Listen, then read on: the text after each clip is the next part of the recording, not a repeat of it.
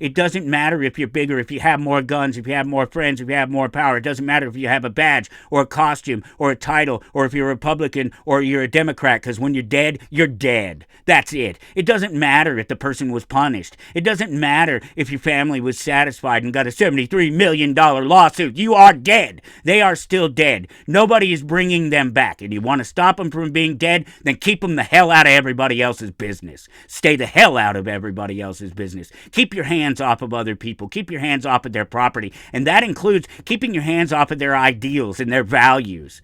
Mind your own goddamn business is what I'm saying. We are living in an artificially induced state of consciousness that resembles sleep. The poor and the underclass are growing. Racial justice and human rights are non-existent. We have been lulled into a trance. They have made us indifferent to ourselves, to others. We are focused only on our own gain. That is their primary method of survival. Keep us asleep, keep us selfish, keep us sedated. You're listening to Toward Anarchy on the Republic Broadcasting Network. Here's your host, Michael Storm.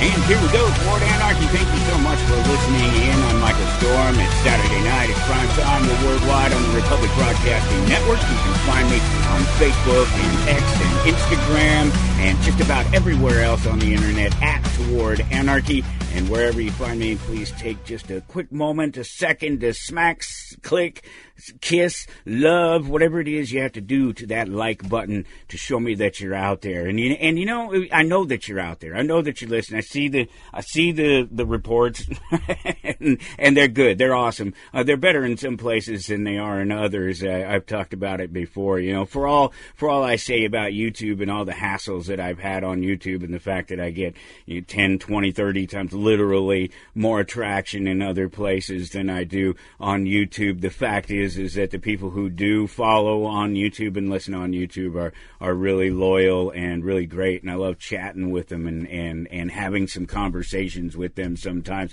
TowardAnarchy.com, that's the place to be if you want to follow along. As always, I have everything set out for you. Had some last-minute changes to the show and the plans for the week, but it didn't really affect anything. It just means that I get to be here and do my thing for a little bit longer than I might necessarily, and I have no problem with that. I'm happy to do that. I really look forward to it. It really just gave me the opportunity to take a conversation that I was going to have, a topic that I was going to take up, and give it some more time. I was already planning on talking about guns. I had seen an article earlier in the week or late last week that intrigued me because it was something about myths about guns that people still hold. And so I didn't read it. What I did is I grabbed the link with the intention of saying, next week on the show we'll go through this little list together and we'll see if there's any validity to the claims or if it's just some silly anti-gun superstitions and nonsense or what exactly it is that they're saying are myths about guns. That it could be good things. I turned immediately to the negative because I just assumed that mostly anything in the mainstream media is going to be negative about guns, because for reasons we may get into them, I don't know. That's all we're going to talk about: the right of self-defense, some gun myths, some gun tips, some questions that you should never ask a gun owner. I don't know what those are either. That was kind of the whole thing I did when I decided, after I had found the first article and saw, okay, yeah, let's do this. Let's have this conversation and let's do it this way. That's the way I approached pulling together the rest of the articles for the day. Go to TowardAnarchy.com, look at 2516, that's the episode number, and you will see guns, lots of talk about guns. I have all the usual goodness in there, some links, a quote, a fantastic little meme, and we will go through all of them as we get there. But before we get started on that, let's take care of business. Let me ask you to do me a huge favor, and it really is not a favor for me. It's a favor for free speech. That's the facts of it. Support Republic Broadcasting Network. It's a very easy, simple thing to do. republicbroadcasting.org.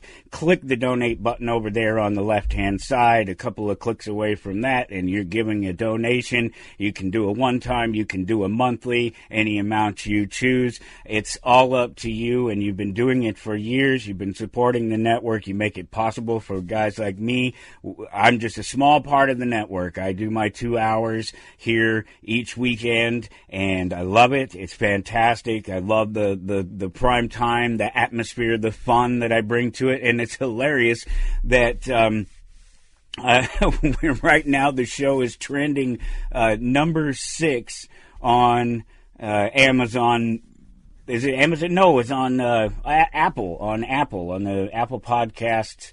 It's trending at number 6 under what? It wasn't easy listening. What was the exact phrasing? Let me look here real quick, and I'll tell you what the exact phrasing was. It's so. It was just.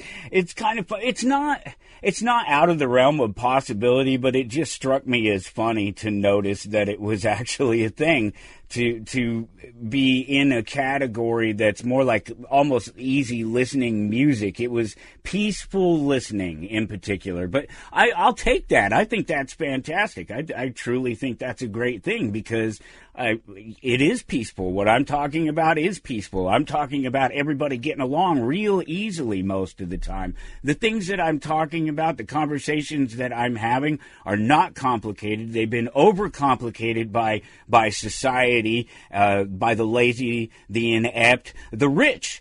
Not just the poor trying to get a piece. In fact, it's rarely the poor trying to get a piece. It's usually the rich trying to get richer or control things, manipulate things, or do things to protect themselves, to insulate themselves from the system. So they go in and manipulate the system so that it works a little bit more in their favor. That's the rich doing that. And we couldn't have those conversations if it wasn't for you guys. It would be tough, I imagine, for me to be in a position on Apple Podcast top 6 and in the peaceful listening category.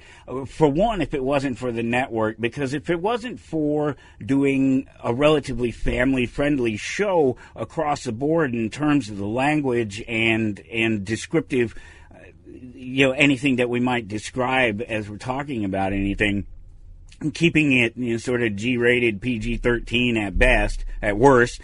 But I might not do that. I might be so much more tempted to just F it, as they say, as I tend to do. I cuss like a sailor in real life, but for the 2 hours that I'm here, you might catch me dropping an A-bomb or something like that, but no F-bombs, that's not going to happen. republicbroadcasting.org, click that donate button, or if you don't like the digital thing, other options, give the station a call, 800-724-2719, extension 3. You can just mail us at RBA, well, them. I'm in Kansas. They're in Texas, so I feel a separation, but I also am a part of the network. I am in there and involved, and I'll tell you here in just a second about something I've been doing during the week. You can mail a check or a money order to RBN 2251 Double Creek Drive, number 302, Round Rock, Texas 78664. And, of course, visit shoprbn.com for the win-win. You support the advertisers. They continue to advertise across the network. I get my 2 hours, actually 3 hours now each week, and everybody else gets theirs too.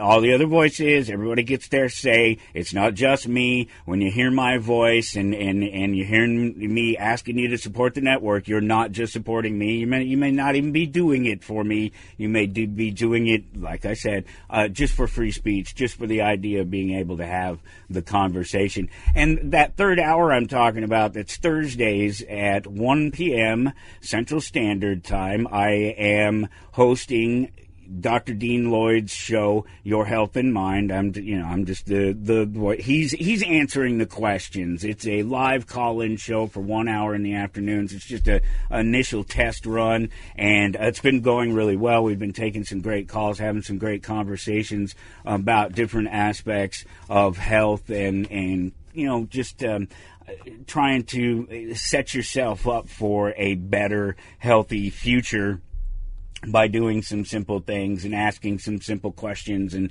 having that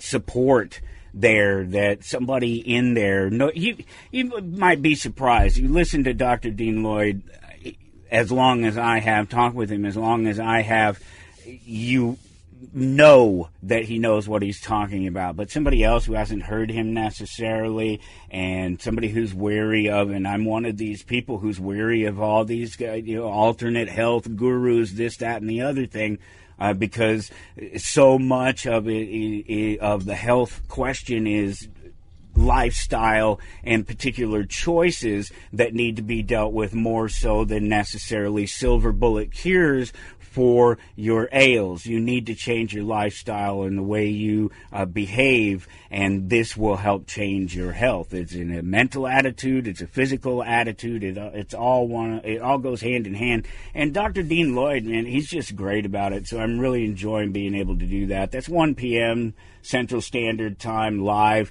Anybody can jump in and ask questions. He's not trying to diagnose anything. He can't. He's not there with you. But he can give you the tools, the tips, try to empower you, as I was saying, to help you with the language and the tools to go in and talk to your healthcare providers, the people who are there with you, so you can be informed and you can make good choices about your health.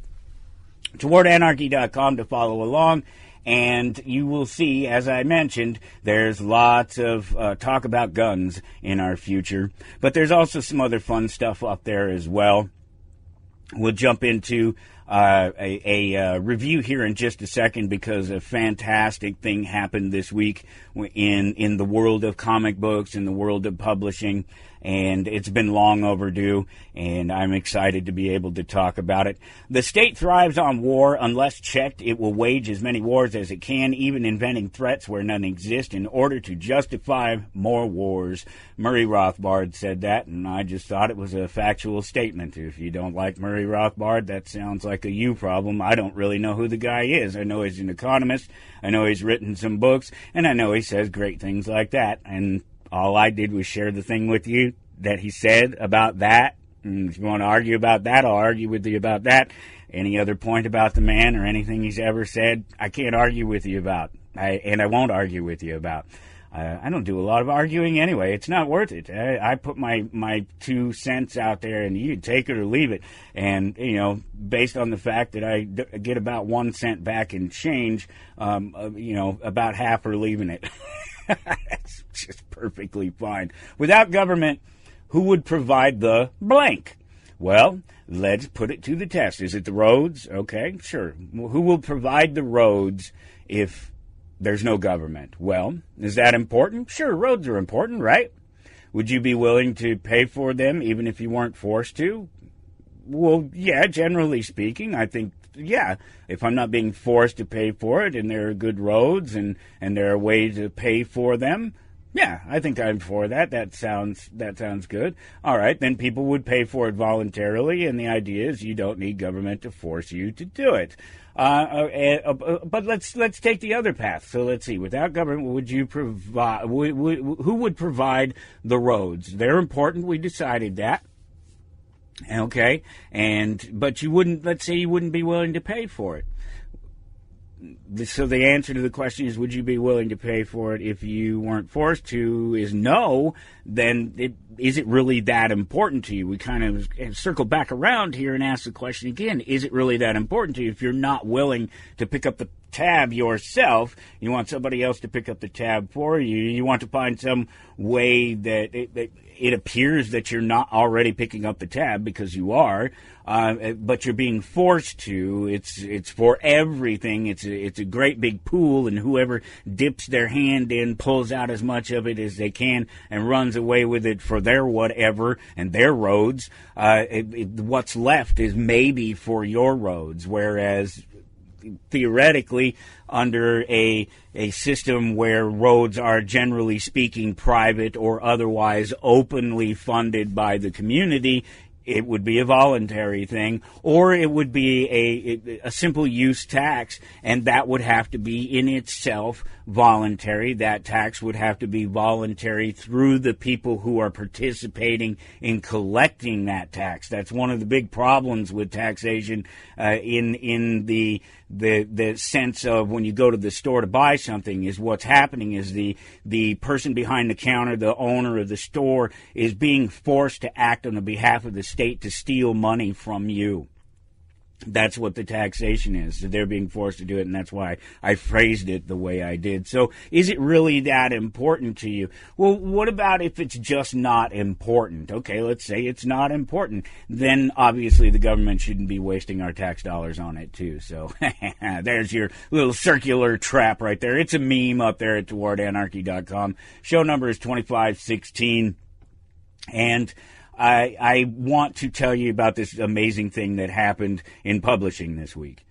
The world's greatest illustrated magazine, it's back, Heavy Metal. The magazine originally begun in 1977 as a licensed translation of a French magazine called Howling Metal, anthology magazine. That's what Heavy Metal has always been. One of my favorites. If you've listened to my reviews, you know that I'm a fan of the anthologies. I think that that's part of a big future of comic books. It's coming full circle, is a return to anthology work. I think that people like the people who are behind Heavy Metal at this point would agree with me. Same with the people behind a Penthouse Comics, which relaunched a year or so ago and has been very successful. And I gauge that based on the fact that they continued to produce it, and which if something's not working, they will just stop producing it.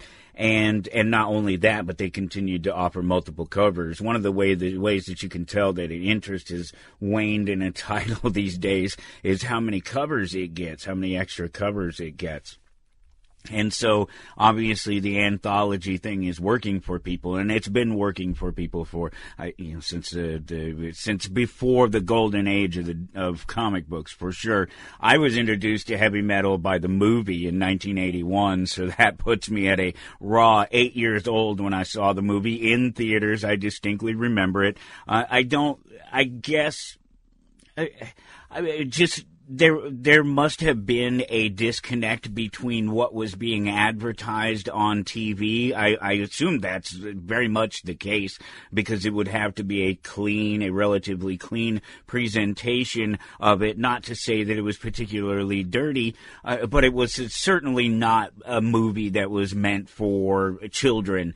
They couldn't understand it, for one thing. I was an advanced child. I distinctly remember the movie. It's one of my favorite movies of all time, and I guess that has something to do with maybe that young influence. But a fantastic movie, and maybe not appropriate for an 8-year-old kid to see. But then again, I let my kids grow up watching Family Guy, so to each their own. It was published back in '77 by the National Lampoon. That's that whole Harvard connection, and just a storied history there. It's been monthly, it's been quarterly, it's been bi-monthly. It was on a Kickstarter most recently. That's the books, the issue that I'm holding here is a Kickstarter issue ultimately.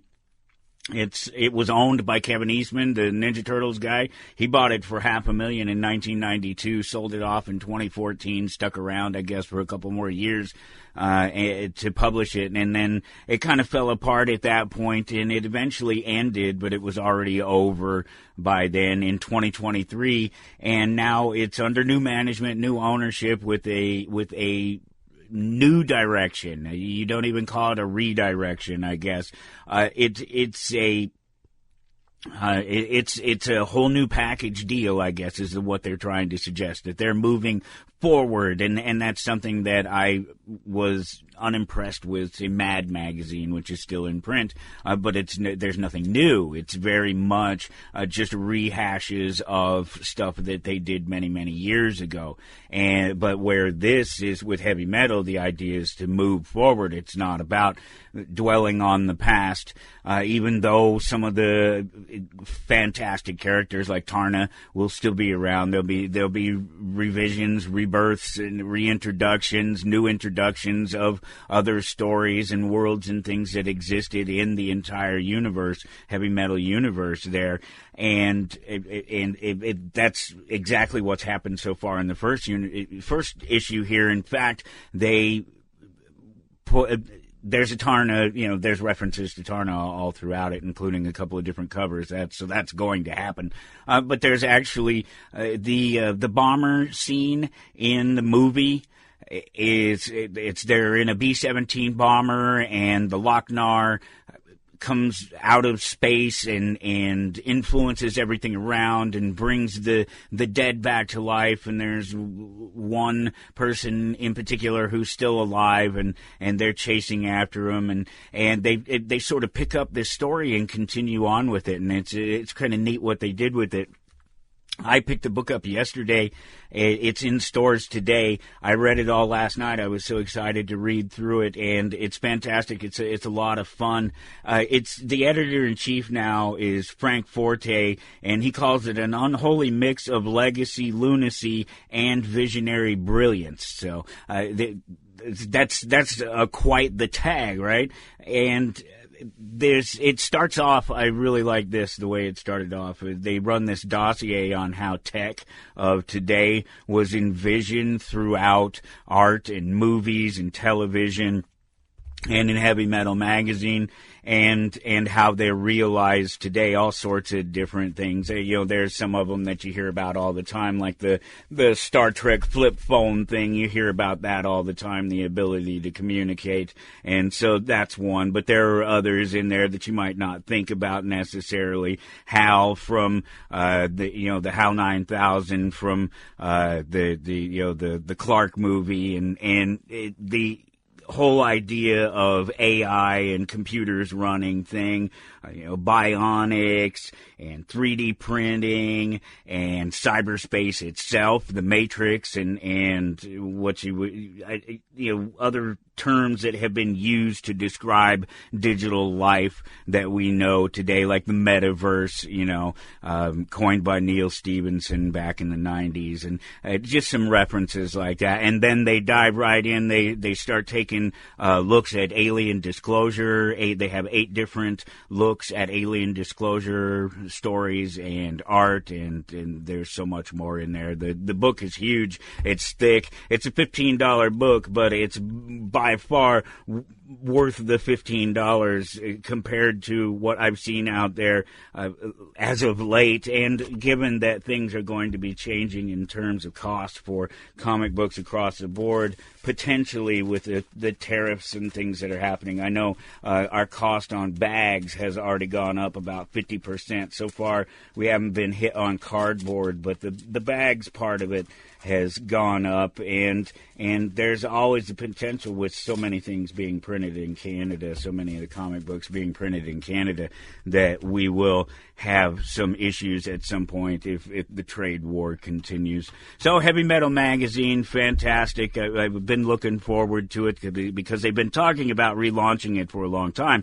They ended it with 320, issue 320 back in 2023, but like I said, it was really ended before that. It was done. They'd been struggling for upwards of a decade there at that point to really do anything, to really continue to make their mark out there. But they're back, and they're badder than ever, it would seem, and definitely worth your interest if you love the classic idea of heavy metal, if you love the idea that it's moving forward into the future and introducing these new artists and these new writers and people that you've heard of before. And there's just so much there, and there's so much potential for it, especially now with, like I say, comic books sort of coming full circle and going back to these anthology books. You're going to see more of them in the future, I guarantee it. There's no question of that in my mind. Heavy Metal, it's on your local comic book shop shelves right now. If you can't get one, hit me up at AmazingFantasies.com, and if you're ever in Topeka, Kansas, stop by the store.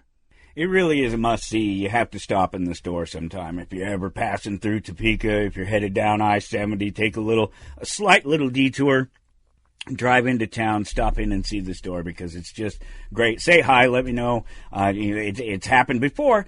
And I appreciate it. It's really, truly a neat thing to be able to do, to share my comic books and the stories and the art and just everything that comes with it with you guys every week. And even more so if you've been following along outside the show, you know that I'm doing multiple reviews every week and offering people input on and just telling people that these books are even out there. There's so many that are released each week, and we know so little about them in advance oftentimes. So I think it's a great way to be able to tell people. And when people come into the store, I'm able to talk to them about the books. I don't have to talk to them about the same old geek things, the Star Wars thing or Marvel superheroes or Batman or whatever. I can and am happy to do those things, but I can actually talk with you about, the new books, different, new, interesting things that are happening, not just those old, storied characters, we'll just say. TowardAnarchy.com to follow along. All the links are there. Do me a favor, follow us on Instagram and Facebook and X and everywhere at Toward Anarchy. Click those like buttons. Click share occasionally. That'd be all right. I know you guys are so bad about it. It's totally a thing. It's totally a lazy thing. Because it just takes a second. It really does. A ton of links up there, and that's how it all started this week. Is I saw a link, and I thought, wow, what an interesting conversation. And it's the first link that I shared up there under the Anarchist Audit.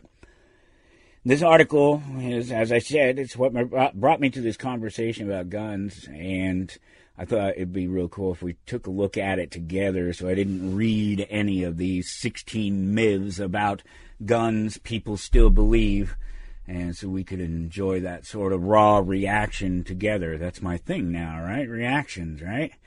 All right, so this is unfortunately what news is turning into these days, especially internet news, which is actually not necessarily about a terrible thing, because people are, the short attention spans and they want sort of gimmicky presentations. This thing just is not stable. That's a horribly produced web page.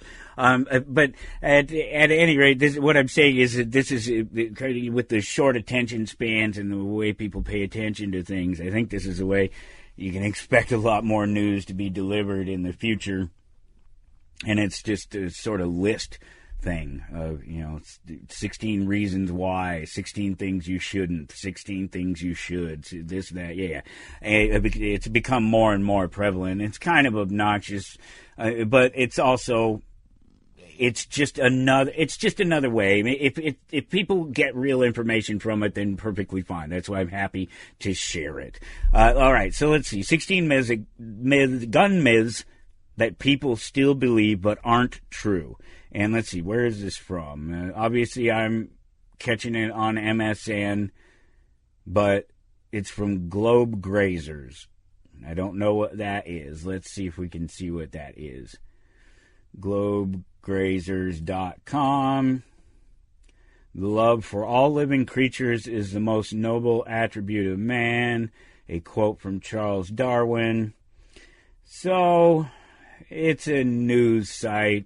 Then it probably has some agenda. Let's see. Is your go-to source for everything pets, wildlife, breathtaking natural wonders, stunning travel destinations, and essential prepping advice. Interesting. Okay.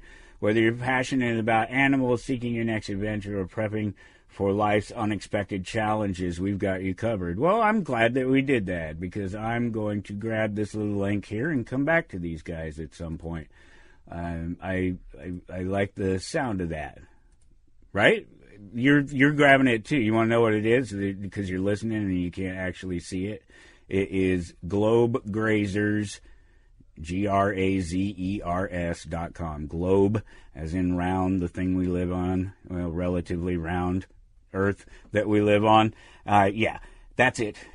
GlobeGrazers.com. Yeah, I'm sorry. I want to post it to myself real quick. There you go. All right. So I can come back to it. That's the beauty of doing things on the fly like that.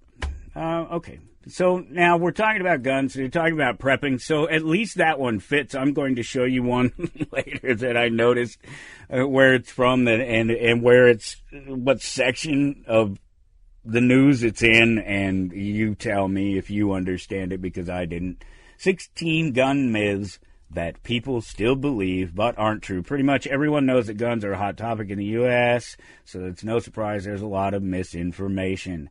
Guns go off if you drop them. That's correct. They do not go off if you drop them. They've been designed very well over the years, over and over again, not to fire just because of pressure. You have to pull the trigger. One of the most common fears people have about firearms is that they'll go off accidentally if dropped. The truth is, modern guns are designed with multiple safety features to prevent that from happening, even if there's one in the chamber. Manufacturers include drop safeties and fire pin blocks to ensure guns won't fire unless the trigger is intentionally pulled. Yes, that was a long version of what I said. Yes, the clickbait part of it all. You don't need to aim a shotgun. That's a myth. And there's a popular belief that shotguns are so powerful and widespread that aiming isn't necessary. In reality, shotguns still require precision. That's kind of a silly thing. I don't think... Is there anyone that truly believes you don't need to aim a shotgun? That's kind of a weird thing to say. A gun in the home makes you safer. That's a myth. Okay, so this was the stuff I wanted to get to here. This is what I was hoping to come across. So we'd see something like this going through these. Let's see. Many people assume that simply owning a gun will make them safer, but studies have shown that that's not always the case. Having a firearm can provide a sense of security, but it also comes with risks. Accidental shooting, theft, and improper storage can sometimes create more danger than protected. All right, so they did a very good job of saying what needs to be said about that a gun makes you safer in the home. It's an absolutely correct statement. That's a myth. Guns, having a gun in the home doesn't by default make you safer, and it does by default increase the potential for danger. If you don't have a gun, you can't hurt yourself with a gun. With your gun can't be stolen, it can't be used in a crime, it can't be used against you because you don't have one.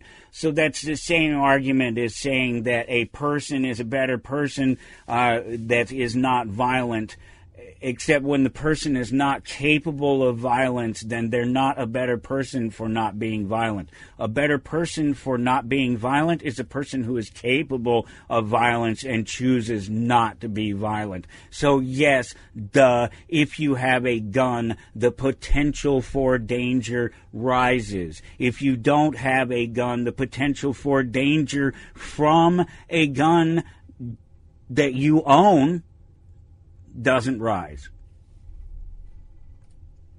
Silencers make guns completely silent. No, they do not. In some cases, they hardly reduce the sound at all, it seems like. I actually know somebody who has a license to make silencers. I haven't talked to him in a while. I wonder if he's even still around.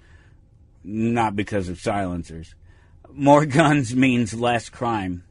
Okay, well, this will be another one that it might be, we'll see. It's often said that arming more people will automatically lead to a drop in crime rates. I don't think that's how it's said. Read it again, because I didn't read it well. It's often said that arming more people will automatically lead to a drop in crime rates. Now, so, it's often said that, quote, arming more people will automatically lead to a drop in crime rates. No, I don't believe anybody who has ever said that. I don't believe that that's actually the case, that that's what people say. It's that arming more people provides that atmosphere in which crime rates will be reduced. There's no question about that. That's proven over and over again in every single city where people are armed and the city right next to them when they're not. Studies on the relationship between gun ownership and crime have shown mixed results, with factors like location, training, and enforcement playing a big role. While responsible gun owners can help deter crime in certain situations, simply increasing the number of firearms in circulation doesn't guarantee a safer society. They're doing the right thing. They're obviously answering these questions in the way they should be answered.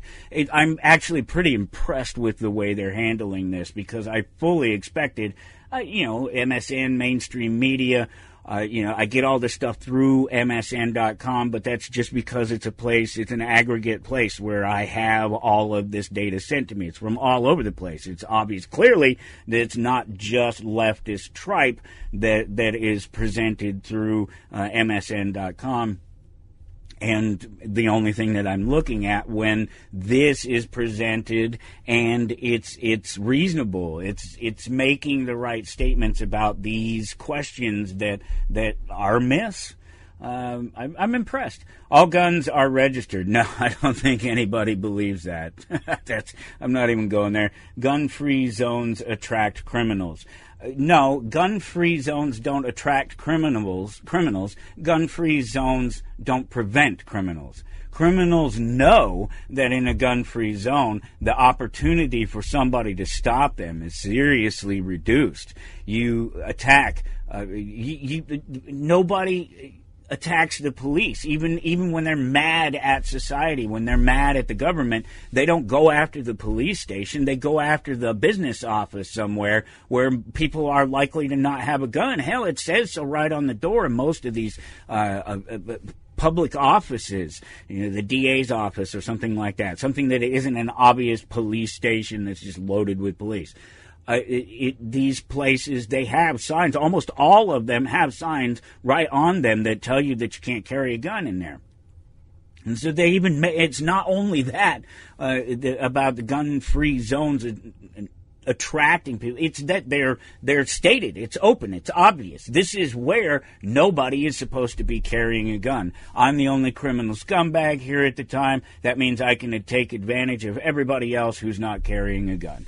It's not gun-free zones attract criminals. It's that gun-free zones are easy targets for criminals. Commonly believed that gun-free zones, such as schools or government buildings, attract criminals looking for easy targets. However, studies have not consistently supported this claim. Many crimes almost all crimes occur outside of gun zones, because these gun zones are pretty few and far between, relatively. And law enforcement presence is typically higher. Yeah, that's true. When you go into the courtroom, it says you can't carry a gun, but there's 15 or 20 guys standing around that do have a gun. So yeah, I still appreciate the way they're handling this. AR in 15 stands for assault rifle. We know it doesn't. It's armor light rifle. That's it. A lot of people assume that the AR and AR-15 it stands for assault rifle, but it actually stands for armor light rifle number 15. That's what it is. Named after the company that originally developed it. The AR-15 is semi-automatic rifle, meaning it fires one shot per trigger pull, unlike military assault rifles that can fire in bursts or full auto. And depending on, whether or not you're a wuss, your AR-15 can fire more than one round too.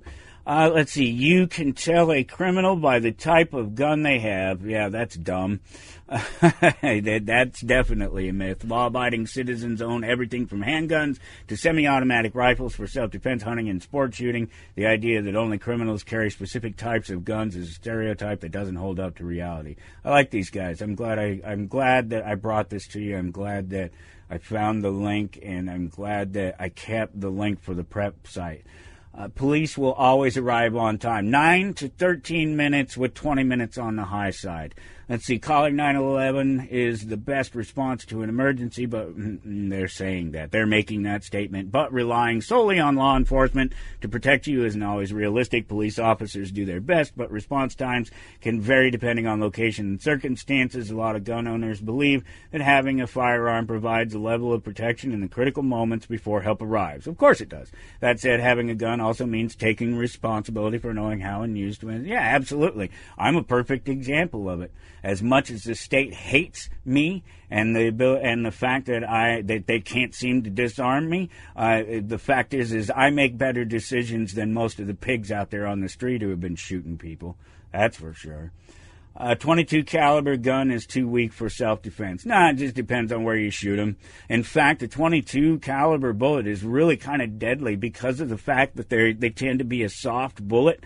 They will bounce off of your internal your bones. So if it gets inside, it goes in you and hits bones inside. It can bounce around inside you. They're actually kind of lethal. That's why, the 223 is just a little bit bigger than the 22. It's really basically the same thing. A different form factor, larger, more gunpowder behind it. The larger form factor with gunpowder behind it. The bullet itself isn't necessarily that much bigger. The shell is. Some people dismiss 22 caliber. I carried a 380 for most of my life. I now carry a 9mm because the Ruger company decided that they were going to release a security 9. And I got one of the new ones, one of the first generations of them. It's a really, really nice gun. But my 380 before that was really nice. And people ask me, well, first of all, you should see the ammo that's in this thing. It's going to shred whatever it hits. And more importantly than that, I can hit the target. Some people dismiss 22 caliber firearms as ineffective for self-defense, but they can still be dangerous and lethal in the right circumstances. While larger calibers might offer more stopping power, 22 caliber guns are often easier to handle, allowing for better accuracy. That's a good point. That's a very good point. If you have a concealed carry permit, you can carry everywhere. No, that's not true. You can't carry where you can't carry. It's exactly the same. If there's a sign on the door that says you can't carry there, you can't carry there. Even if it's a private business, you're not supposed to carry there under law and under just the sort of common decency, respect for the business, the owner, the person that suggests that it's their private property and they don't want you to have guns on it. That's fine. I don't tend to go in places where there's a red sign on the door that says no guns, whether I'm carrying or not, and I'm almost always carrying. You'd be hard-pressed to find me at a time when I'm not. Let's see, even with I'll carry when I'm mowing the lawn. Even with a valid concealed carry permit, there's still many places where guns aren't allowed. Federal buildings, schools, airports, private property with posted signs can all prohibit firearms. Yes, carrying in a restricted area can lead to serious legal trouble. It can get you into a lot more trouble than just not. Let's see, gun owners don't need training. Yeah, everybody needs training. It's a tool, and the better you train with it, the more use you'll be able to get out of the tool when you need to use it. It's just simple. It's a no-brainer. Some of these are funny.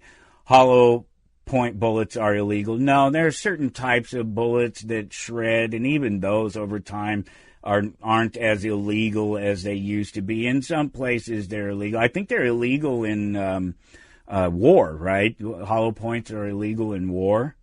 They don't mention it there. It doesn't look like. Let's see. Is that a fact?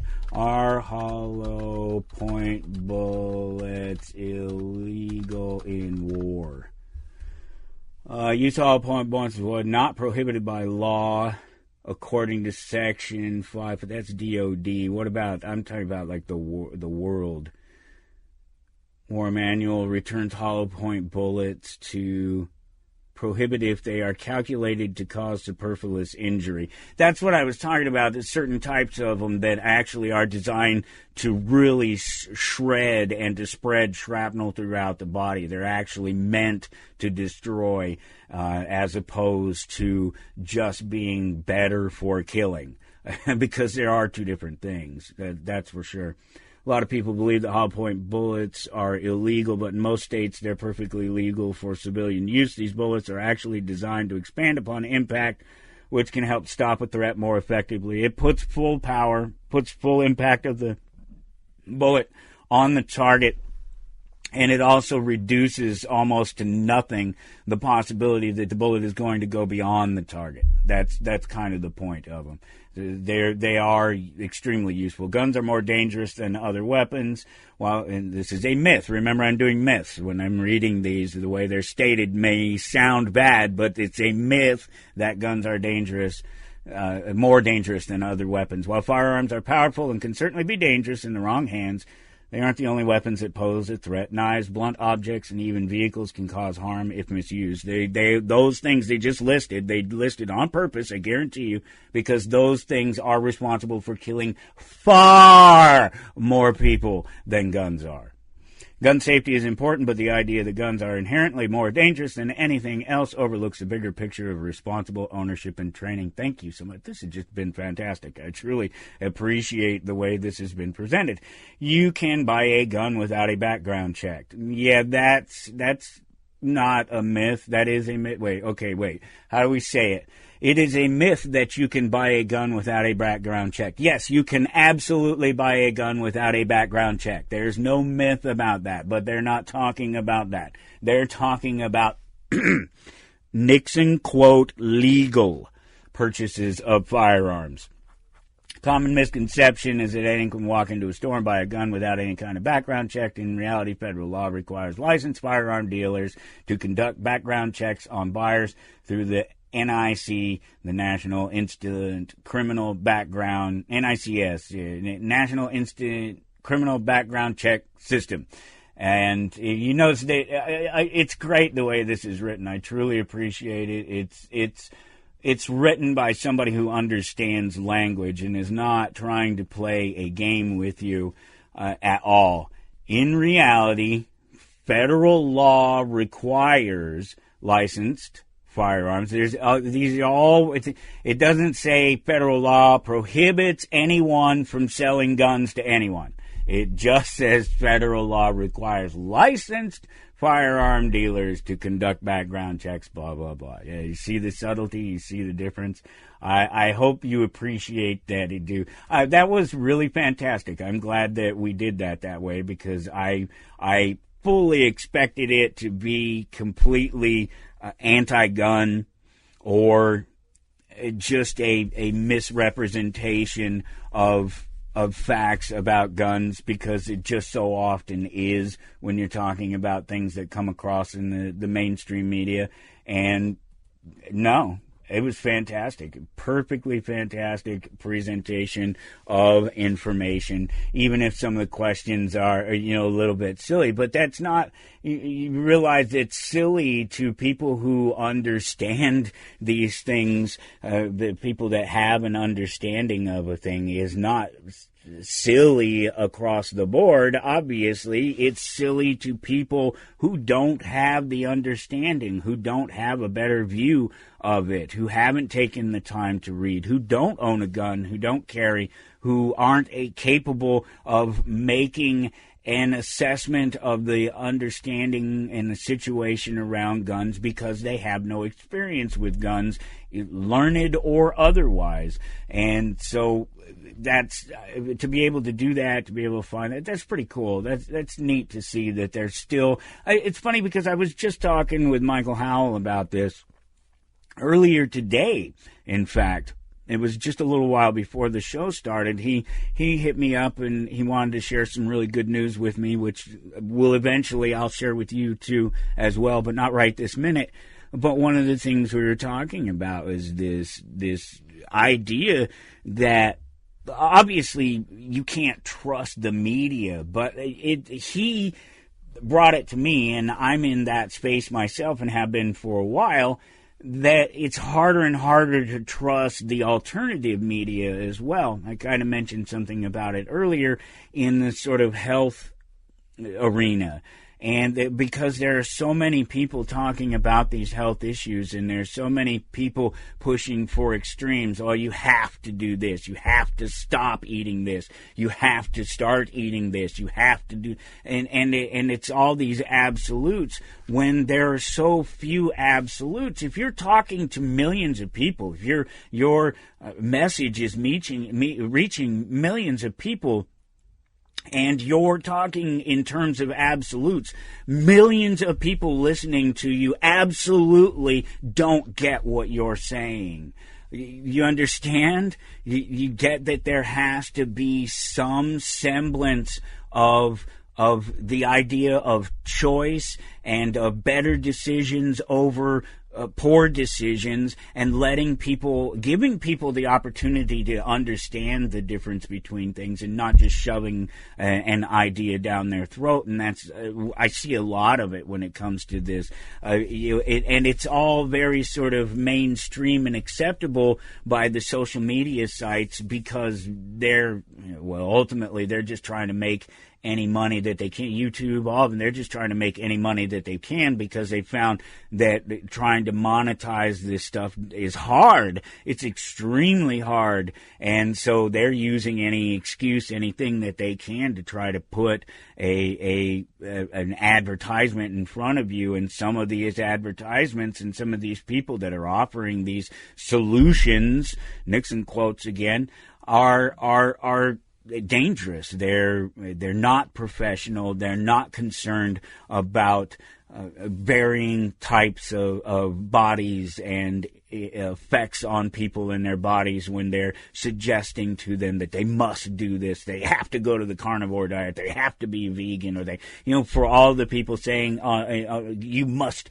do the carnivore diet and you have to do it, and then that's the only way you can live. You're just as bad. Hear me.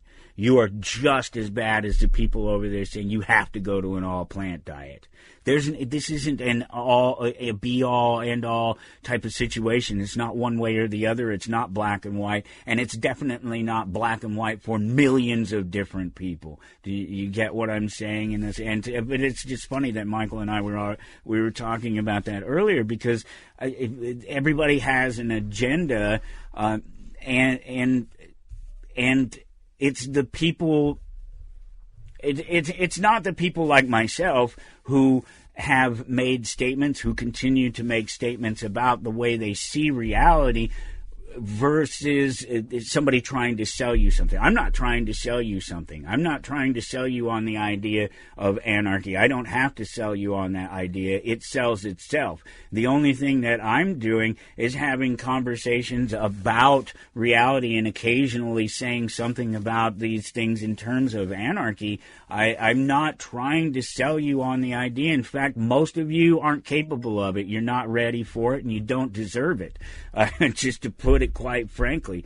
And so I'm not trying to sell you something, but these people that are trying to sell you something, that can be a serious situation, a serious problem. And what are you going to do in the case when you just have to accept what these people are saying? You don't have the ability to discern when you're not given the opportunity, the choice to make the decision. And so all the people making extreme claims on one side are just as bad as people making history. It doesn't matter whether it's food, your diet, or whatever it happens to be. An extreme claim on one end is just an extreme claim on one end, and it just really doesn't represent everyone that's in the middle, and it's a dangerous thing to do.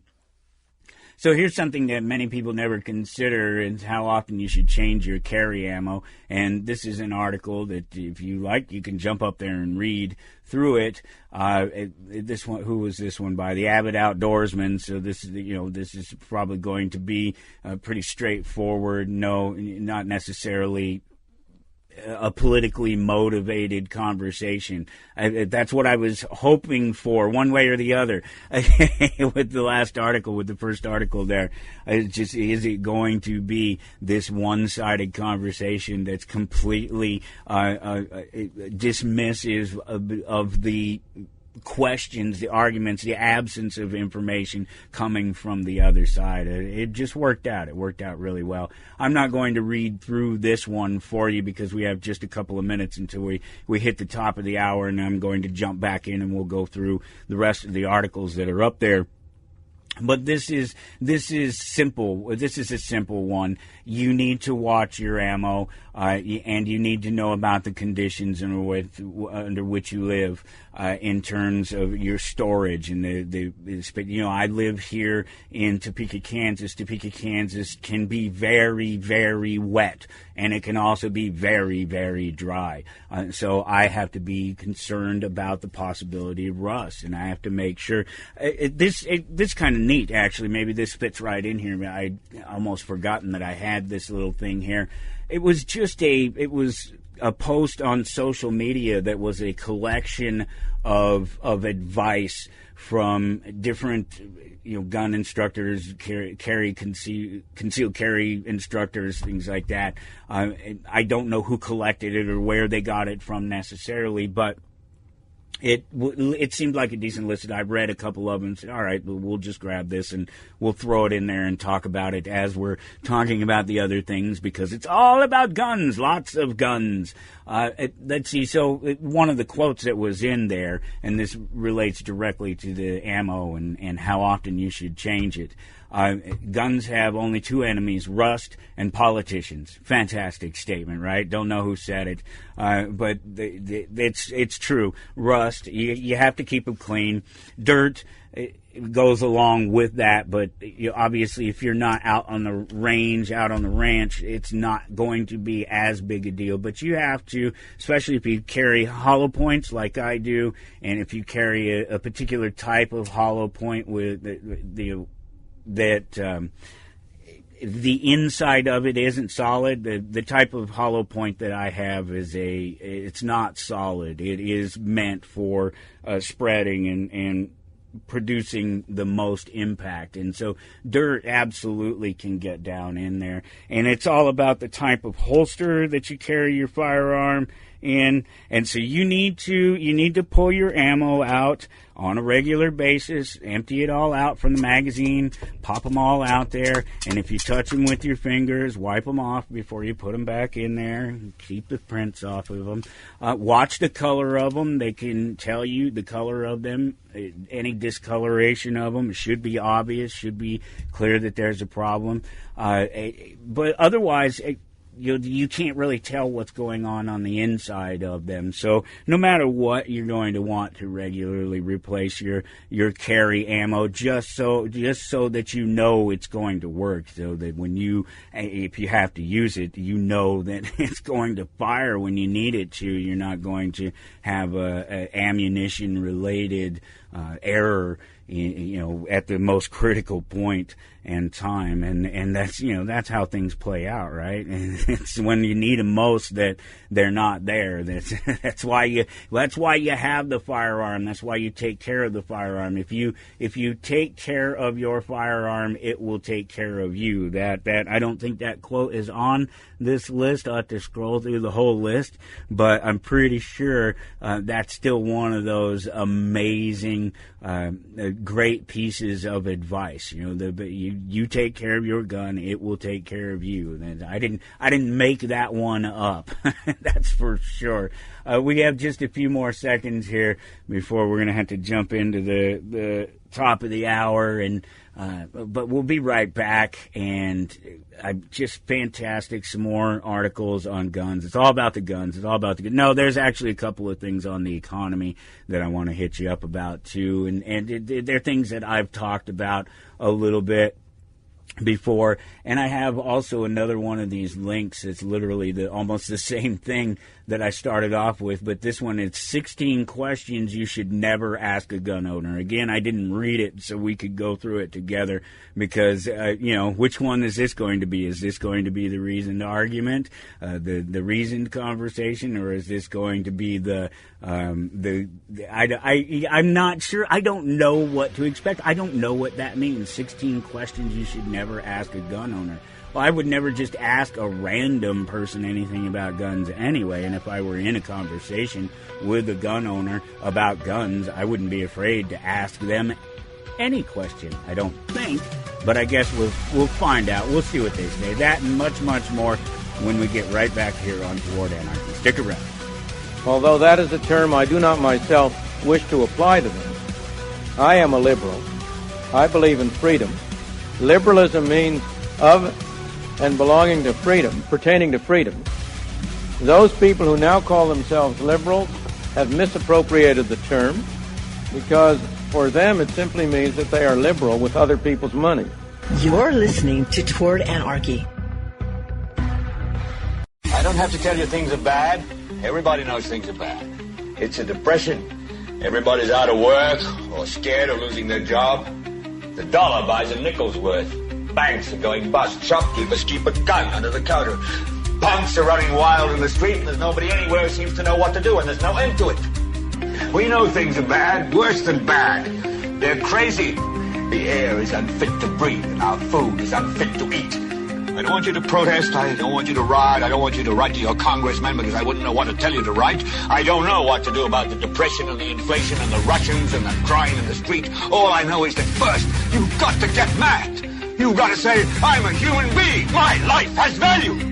You're listening to Toward Anarchy on the Republic Broadcasting Network.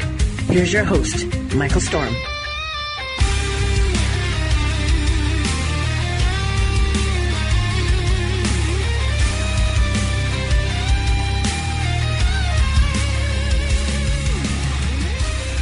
And here we go into hour number 2, Toward Anarchy to follow, towardanarchy.com to follow along. Yeah, Toward Anarchy is the name of the show. You have to add the .com part if you want them to visit your website.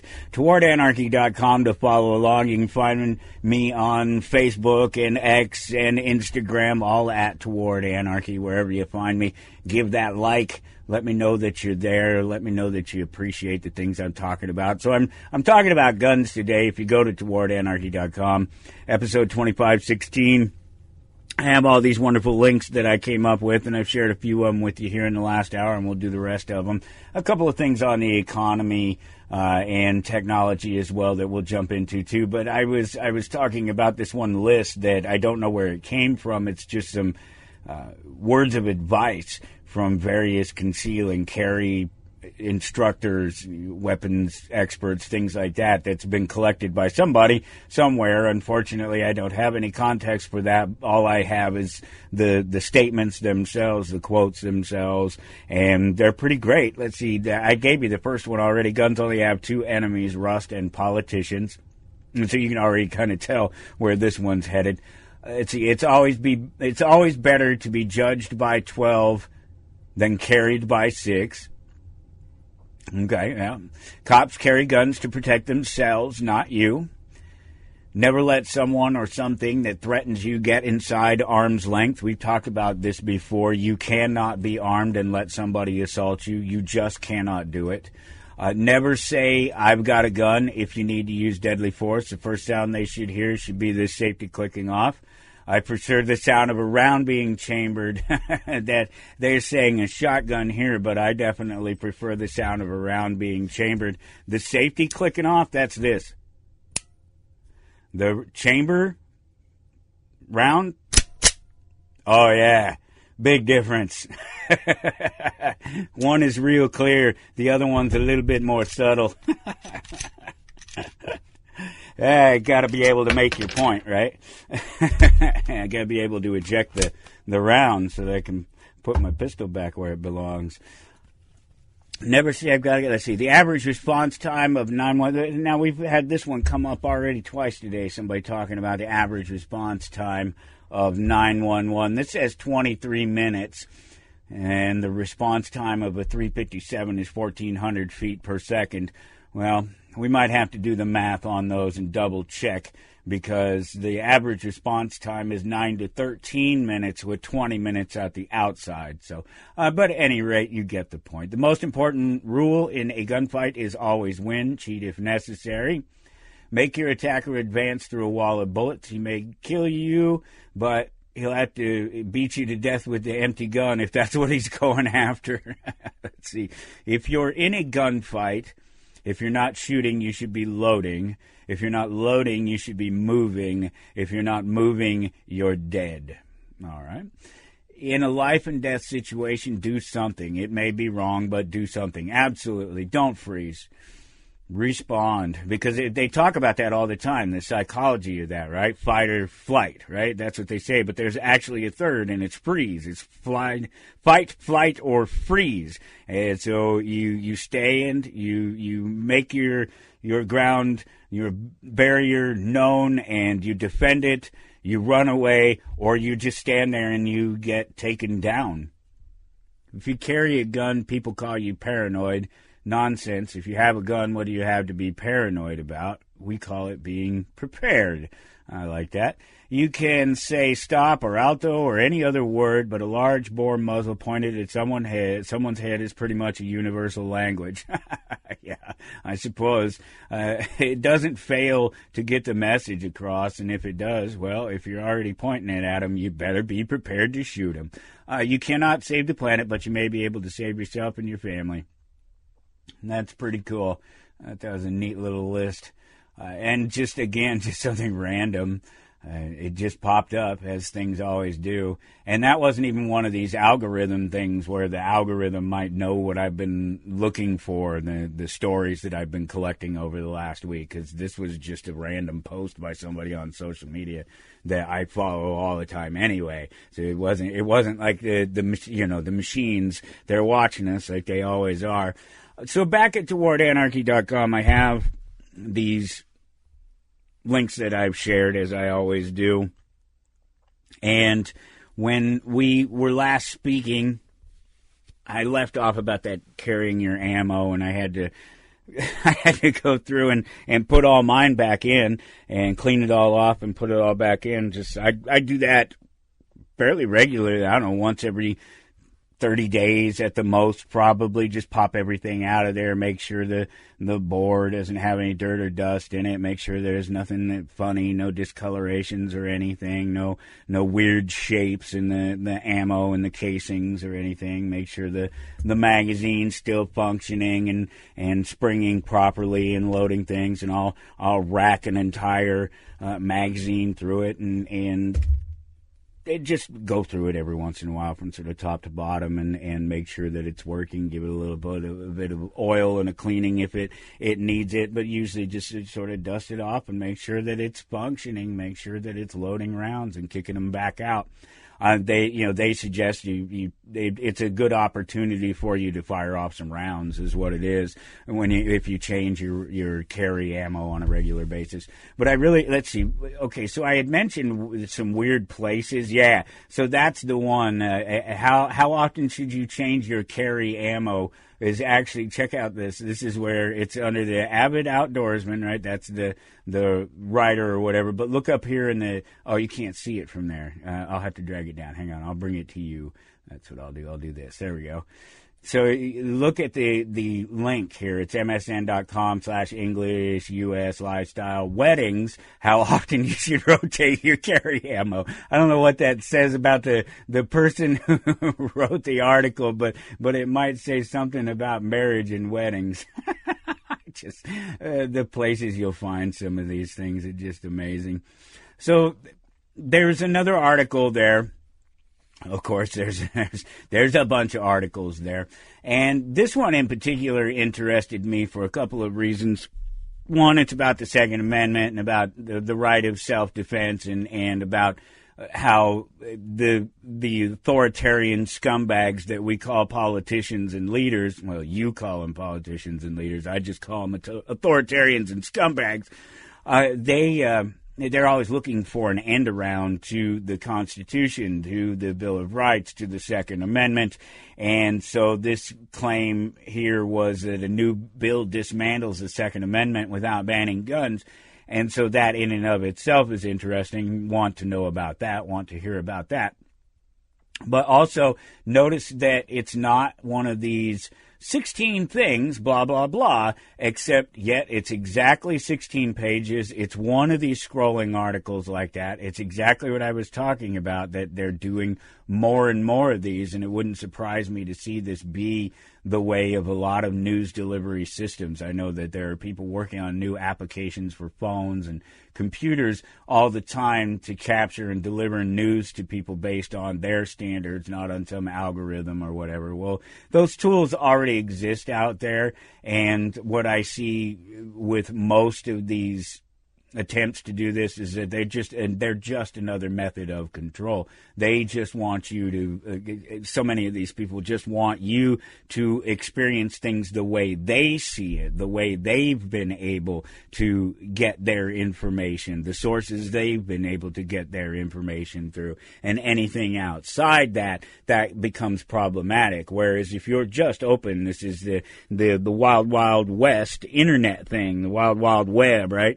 It's wide open if you go and you look for the information instead of necessarily waiting for information to come to you. And I'm not just talking about your homepage, like I have my MSN.com homepage that opens up to news and aggregates news from all over the world. I'm talking about when you go to do some information. You go to find something out, to do some research, to find information about something on a topic, and actually making the effort to go outside, not take the first link. Maybe the first link is the right one. You need to open the first link, look at the first link, but maybe you need to open the second and third link too to get a different story. Maybe a couple links down the page, maybe, just a little bit more. So this is in Connecticut, where lawmakers are pushing for this this new strategy to restrict firearms, not by banning the guns, but by letting people sue everybody. It's this House Bill 7042. It passed in the Connecticut House back in April 30th, by a vote of 100 to 46. And that's according to Mark Pasniakis at CT Mirror.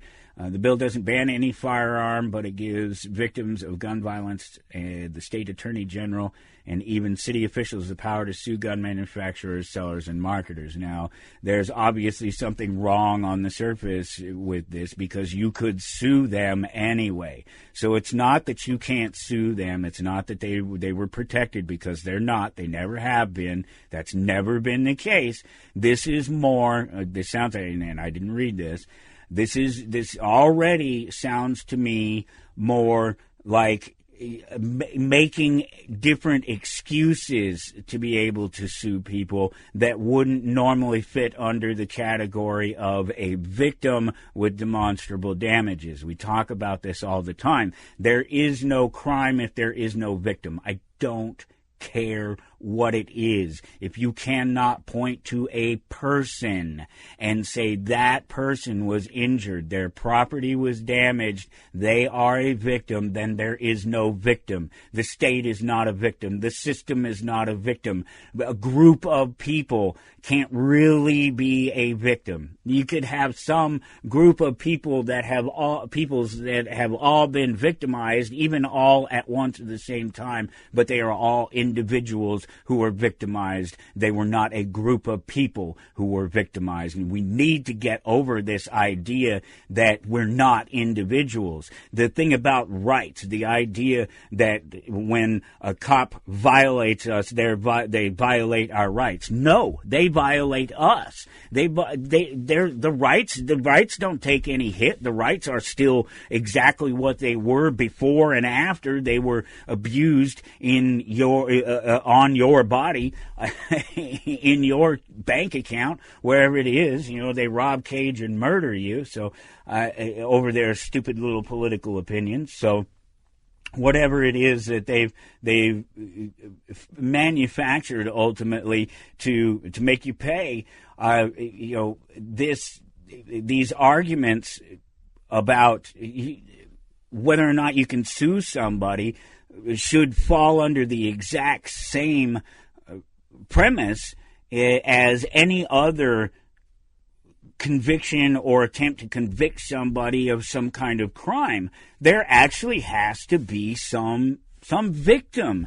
And so and the victim has to be an actual victim of those people that you're suing, and not a victim of circumstance or a victim of a tool that exists. Are we going to start suing car manufacturers every time somebody runs somebody over? Are we going to sue bowl and spoon manufacturers every time some fat ass has a heart attack?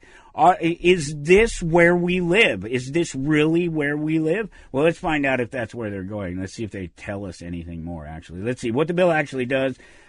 According to this Ken Dixon of CT Post, some other guy, boy, why don't we just get everybody from this place and just get them to chime in on this? New bill gives, can we just get the story from one person and then find out all the other? But now we're going, this is the same company, but now it's a different somebody else telling us the information, all in the same story. Whatever. According to Ken Dixon of CT Post, the bill gives new legal power to people who claim they've been harmed by the gun industry. How can that be possible? They've either been harmed or they haven't been harmed. It would allow lawsuits based on claims that companies failed to enact reasonable controls in their sales and marketing. No. No, that's just attempting to suggest that there's something illegal or wrong about what is being marketed or being sold. And there's nothing illegal or wrong about any firearm, and nor should there be at all. If there is, then the government has overstepped its bounds. It does not have any power whatsoever to control what people make and produce, especially when we're talking about firearms and what they can and can't carry. There are no provisions in government documents that allow it to dictate what types of firearms we're allowed to have. And that's the whole problem, is the idea that we're allowed to have them at all, that we're not individuals, that we're not people who absolutely have the natural right of self-defense with any weapon, with anything, even if it's not a weapon. I don't care if it's a rolled-up newspaper, you beat somebody to death with it. If they threatened you and were going to make good on it, then you're justified in doing so. It doesn't matter what the weapon is. It doesn't matter what the reasonable controls claim by people who make unreasonable claims and try to control things. Do you see how that works? It includes cracking down on straw purchases. Straw purchases are lies. You know what a straw purchase is? Straw purchases are a method that the government uses to entrap people into buying and selling guns when they shouldn't. They've used it to murder people and cage people many, many times throughout throughout our history. Ruby Ridge sounds like one of those places in times when something like this happened. Straw purchases are when a legal gun owner, Nixon quotes, legal gun owner, someone who has the legal right to own, purchase, carry, buy guns, which is everyone, but according to government, buys a gun for somebody who is illegal, who cannot carry a gun, who has been told by the state that they can no longer defend themselves, that they have to rely on the police who are not there. It is not their job to protect them. They don't carry the guns to defend you. They carry the guns for themselves, to show up 9 to 13 minutes after the fact, escalate the situation, and probably shoot your dog, if not you. This expands on the legal path used by the Sandy Hook families when they successfully sued Remington for $73 million. That was a bogus lawsuit. It was completely bogus. Everything about Sandy Hook and the lawsuits that have come out of it are completely bogus. The people, hey, you people who had people killed at Sandy Hook, assuming that something actually did happen at Sandy Hook, I've never claimed one way or the other. You told me something happened at Sandy Hook. All right, fine. Something happened at Sandy Hook. All the people that were murdered at Sandy Hook, all you people who had family killed at Sandy Hook, the people who failed you were the state. It wasn't the gun manufacturers. It wasn't me. It wasn't anyone but the people that you entrusted to protect your children during the day. Period. That's it. No one else to blame but them and yourselves for putting them there, putting your children in a space where they couldn't be protected, where they were disarmed, where the people around them were disarmed, and say, oh, it's okay, go ahead and go off to school every single day. No protections. Nobody's worried about it. Nobody thinks about it until after the fact it happens, and then we'll sue the guys who made the tools that were used by the killer. This is the wrong approach. This is not how we make things work. It's how government tries to force things to work. All you're doing is feeding into a narrative that tries to disarm the people. And all you scumbags going around right now complaining about how some particular nation is assaulting some other nation that wants to be and is killing them and murdering them all day long, every single day, well, they're unarmed.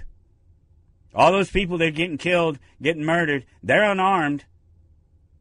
They're not fighting back. Every single one of you that talks about how, we should arm the Ukrainians against the Russians, well, guess what? They needed those guns. And if they had them and defended themselves, and protected themselves, they would have that much less to worry about when something goes wrong, when their government turns criminal, when their government turns into an organization of liars, murderers, and thieves. Not that all governments aren't that to begin with anyway. But when it's obvious, when we reach a point in history like we are at now, where the only thing, the best thing that you clowns who vote can hope for is that you manage to vote in somebody different next time, and that the current clown that's running the three-ring circus up there is amicable to leaving, and that the next clown that gets in there to run the three-ring circus rolls back what the previous clown did.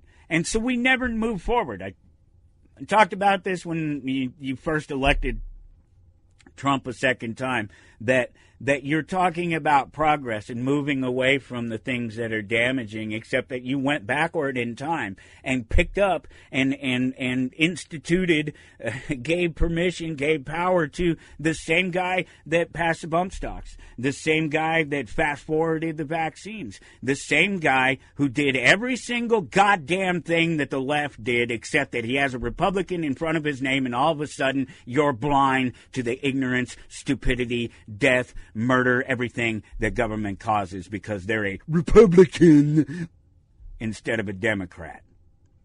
That's total clown world right there. That is clowny. I mean, that's so clowning. When you're clowning, you're clown. Gun rights activist and attorney Colin Noir slammed the bill in a recent video, calling it legal terrorism through litigation. That's exactly what it is. I agree. Noir argues that it isn't about promoting safety, it's about suffocating the industry with lawsuits. Exactly, and that plays into the hand of authoritarian government. When they shut down all the gun owners because they allowed you to create fake lawsuits and fake violations of you and your property and your right to exist, to be able to sue them out of business, and there's no more guns except in the hands of the criminals and the authoritarians, but I repeat myself, you're dead. They're not attacking the Second Amendment head-on. They're strangling it from behind with red tape and lawsuits. In his view, lawmakers know they can't ban guns outright, so they're going after the people who make and sell them. That's exactly right. That's exactly right. And every one of them can claim along the way that they're doing it for their altruistic reasons, but it doesn't matter because it all plays into the hands of people who will eventually take total control when you don't have guns and you can't defend yourself. How many times in history does it have to happen? Does it have to happen to you for it to actually, do you have to be a leper to realize that leprosy is probably a thing you don't want? Do you have to have cancer to realize that you don't want cancer? Do you have to wait until the state comes marching down the street in its high-heeled,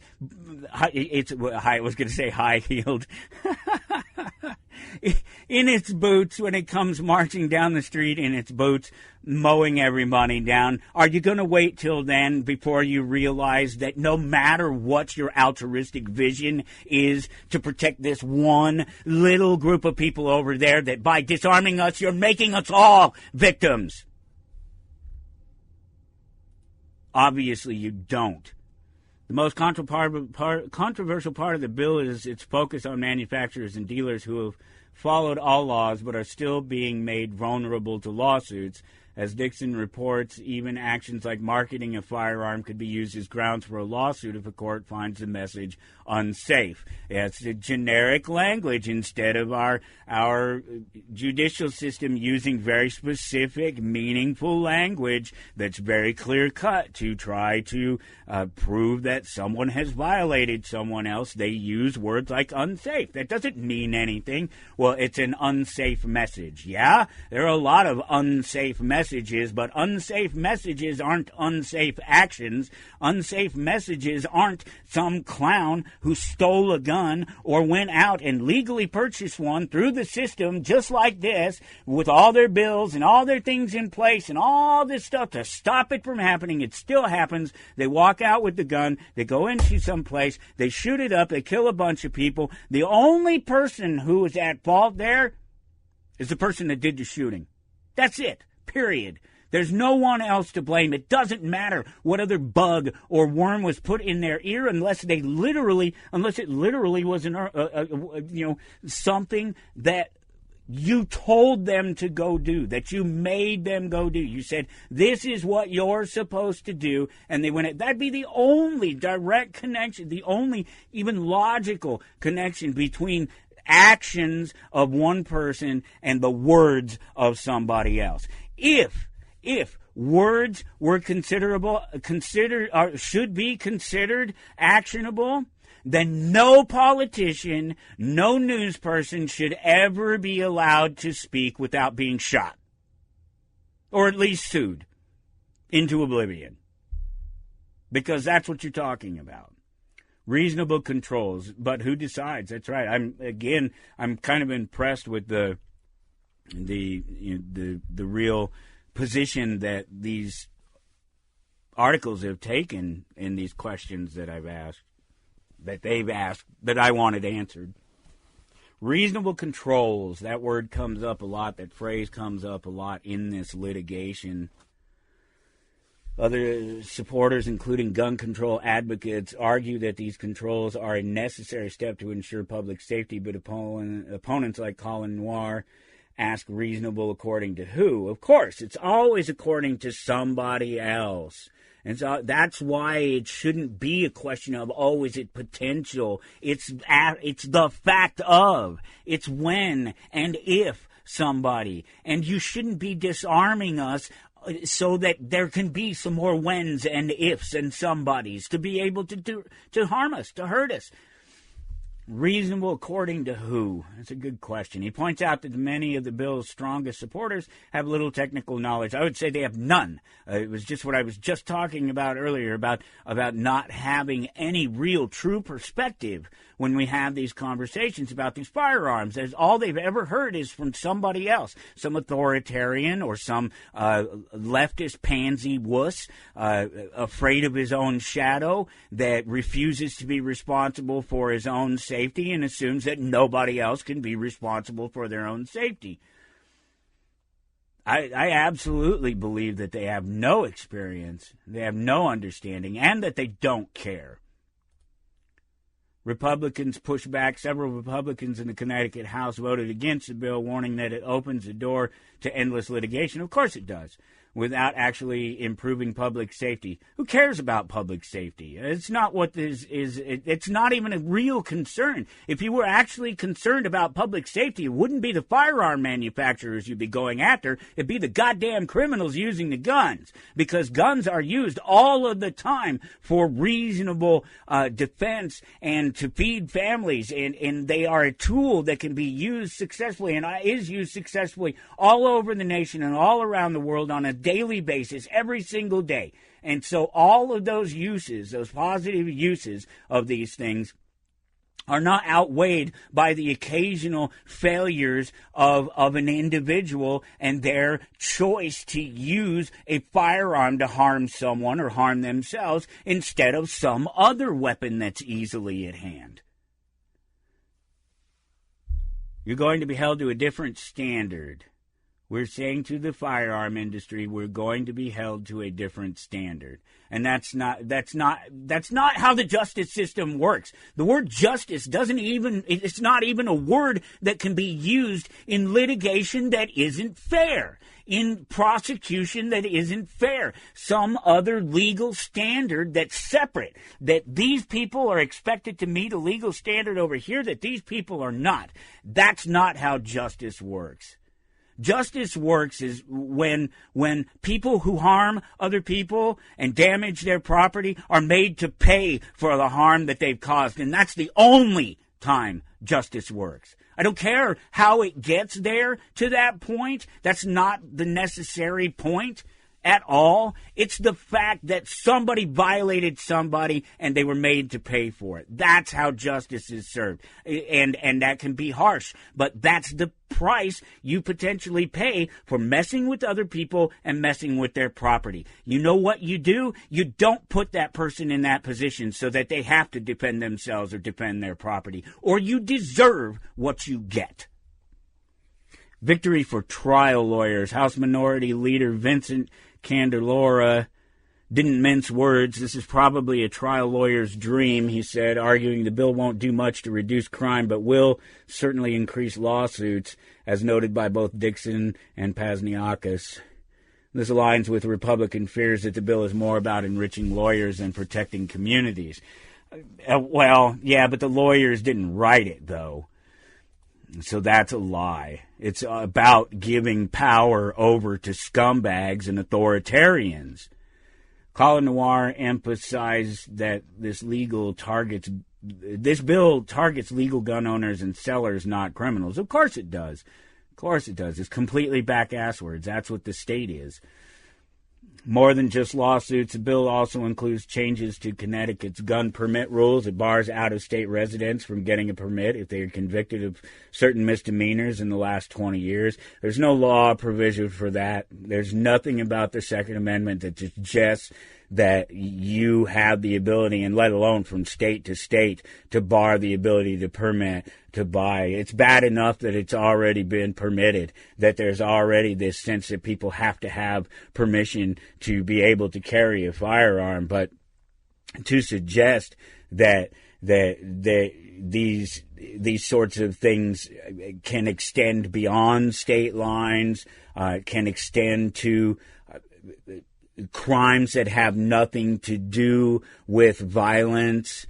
How is any violent crime going to end up being a misdemeanor? That's the definition of a crime. It's the felonious violation of a person or their property. That's what a crime actually is. Again, the language and the way that they just play with the words, and it's very sick. And it's not going to end well. It never does. It never does. It's not going to end well for anyone, because the authoritarians will have to be taken down, and the authoritarians will feel that they will have to defend themselves, and they will use the law, twisted versions of the law, to make their point, and they will kill a lot of people. And given how technology is today, without insurgency, without a complete shift in the idea that government is not our friend, that it's out there against us in almost every single way, you can't defeat it. And that's why I have the conversations that I do. It's why I talk about a lot of the things that I do and frame them the way that I do, in terms of taking your energy out of the system. Find ways to make sure that you don't pay taxes. Find ways to make sure that you don't fund them and their ability to violate us, and then eventually they won't be able to violate us. And if everybody picks that up and slowly but surely turns their back on the system, the only thing that the system can do, this is the trick with being an anarchist or being someone that is necessarily against the political systems The only thing that you can do is try to make the state and the authoritarians realize that their only option is violence, that the only authority that they really have is violence. And the real trick, of course, is being able to do that without them using that violence against you. And so that's why it's not going to work to rise up. The fact is we all need to slink back, and we all need to pull our energy, our time, our money, our health, our wealth, our being, all of it right out of the system, as much of it as we possibly can. Deal directly with people, individuals, deal in cash as much as possible, deal in black and gray markets, and forget the system even exists. And don't try to combat it, because you can't win. And when I mean that, I mean get into actual combat with it. You can't win. Nobody's coming to your rescue. There's not a group of magical, super powerful beings that are suddenly going to appear out of nowhere and pick your side when they come to kick in your door because of something you have done. There's not going to be anybody else there for you. And so if you're not there when they kick in the door, whoever they're looking for, they're not going to find. And that's my philosophy behind pulling out of government and just making yourself doing what you can do to minimize the impact of government on your life. Let's see what this Sandy Hook precedent thing is. Supporters of the bill cite the Sandy Hook lawsuit as evidence that legal pressure on gun companies can work. It didn't work. These people just stole $73 million from a company that didn't have anything to do with the murder of those people. Period. I don't care what the rest of your argument it is. We're just going to skip right past it. Not just a Connecticut problem, this kind of legislation. I was getting to this. I assumed this would be in here. It's not unique to Connecticut. As Dixon noted, 9 other states, including California, New York, and New Jersey, go figure, have passed similar laws. These efforts are part of a broader trend by gun control advocates to work around federal protections and attack the industry state by state. And you know what happens then is it stops being about the fairness, about justice, and it starts being about killing people who get in your way. Killing people who would take from you what is yours. And that's the point that we're coming to. And it doesn't matter. It doesn't matter if you're bigger, if you have more guns, if you have more friends, if you have more power. It doesn't matter if you have a badge or a costume or a title or if you're a Republican or you're a Democrat, because when you're dead, you're dead. That's it. It doesn't matter if the person was punished. It doesn't matter if your family was satisfied and got a $73 million lawsuit. You are dead. They are still dead. Nobody is bringing them back. And you want to stop them from being dead, then keep them the hell out of everybody else's business. Stay the hell out of everybody else's business. Keep your hands off of other people. Keep your hands off of their property. And that includes keeping your hands off of their ideals and their values. Mind your own goddamn business is what I'm saying. In case you're wondering. Just making sure we're all on the same page. Death by 1,000 cuts, yeah. That's exactly what this sort of thing is. No doubt about it. Rights undone by red tape, you better believe it. Constitutional carry. Americans in 29 states can now carry guns everywhere without permits. Here's what you need to know. But that's not true.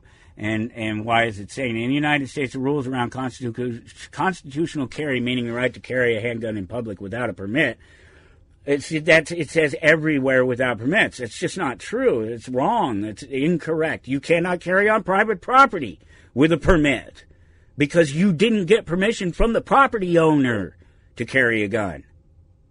Do you not understand that simple concept? You can't carry in a federal courthouse. You can't carry in the local courthouse and the city courthouse down here. Cops can, because they're protecting themselves and the criminals that they work for. That's why they don't want you to have a gun in there. They don't want you to be able to. Hey, have you seen the video of the sheriff that shoots the judge? Yeah, there you go. That guy had his gun in the court. Different standard. Different legal standard. Never had that happen before. Let's do a couple more of these things. Back there toward anarchy.com. 16 questions you should never ask a gun owner. I wanted to do this one because I I just had to know what questions you couldn't ask a gun owner. 16 things you should never ask someone who owns a gun. Talking about firearms can be a touchy subject, especially when you're speaking about someone who's passionate about their rights. Whether you're curious or critical, there are some comments that could spark an argument or worse. To keep the conversation respectful, here are 16 things you should avoid saying to a gun owner. This should be good. Why do you even need a gun? I'm not offended by that question. Let's see. All right. You're probably just paranoid. That's not a question. It's a statement. Guns are the reason for all the violence. Obviously, it's not. Stupid statement. Don't you worry about your kids getting hurt? No. I've carried a gun on my side for longer than I've had children. Every single day of my life, there's been a gun, at least one, sitting right here on my desk, as all of my children have grown up around it, and they wouldn't dare look at it or even touch it without permission. I should have said that the other way around. Touch it or even look at it without permission. No, I don't care about my kids getting hurt by my gun, because guns don't hurt people. People hurt people, and sometimes they do it with guns. But I raised my children to respect guns and to understand that guns are tools, and that they are tools that you can use to take the life from somebody. They are not toys. I am not worried about my kids getting hurt by my owning a gun. I'm worried about, maybe the kid's getting hurt by, you're trying to take my guns. You must love violence. No, I hate violence. That's why I carry a gun. I don't want to get in a fight. I don't have to get in a fight. I don't have to allow somebody to beat the crap out of me, harm me, hurt me, steal from me, harm my family, take from me anything that is mine, my life included. I don't have to accept it. I don't have to wait around for the police to defend me. I can and should defend myself. I don't love violence. I hate violence, and I hate violent people, but I'm prepared to use it against them. Absolutely. It's the difference between a person who recognizes their potential for violence and damage to others in their actions and behaviors and doesn't choose to do the things that would cause those harms, to behave in a certain way, versus somebody who is incapable of behaving that way. I don't know how many different ways I can spell that one out. Do you even know how to use that thing? Yes. Yes. Would you like to find out? I'll take you to the gun range. Hi, you thought I was going to say something different, didn't you? Because I like violence. Aren't you worried about an accident? Yes, in my car driving down the street when I cross the road. I'm so worried about accidents all the time when I'm out in public. I'm not worried about this thing sitting here doing nothing, sitting here like a great big 5-pound heavy rock. 5? I don't know, maybe.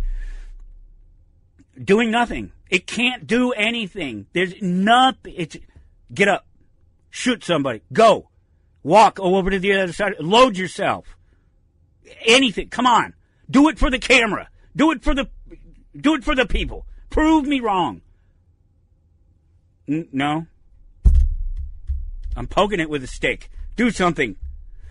It's not doing anything. Guess I better move on. Yeah, I'm worried about accidents.